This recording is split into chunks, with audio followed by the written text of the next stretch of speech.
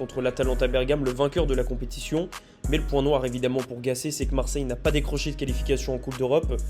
Et c'est ce que lui reproche en grande partie Jérôme Rotten. Jean-Louis Gasset, en termes de résultats, n'a rien apporté. En fait, ils ont été dans la même lignée que sur les entraîneurs d'avant, Gattuso et Marcelino. Jean-Louis Gasset, c'est un échec quand il était numéro 1. C'est une réussite quand il était adjoint, mais en numéro 1, un échec. Qu'est-ce que tu dis? Oui, c'est un échec.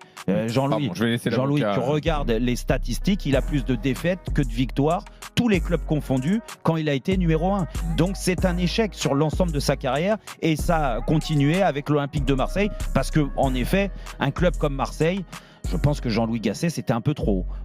Alors bien sûr, Jean-Louis Gasset est très loin d'être le seul coupable. Avant lui, il y a eu 3 entraîneurs, mais c'est le dernier à être passé sur le banc, donc on retiendra son bilan, même s'il a quand même eu l'opportunité de jouer une demi-finale de Coupe d'Europe, et donc de donner un peu de baume au cœur aux supporters marseillais, ce que les entraîneurs avant lui n'ont pas réussi à faire.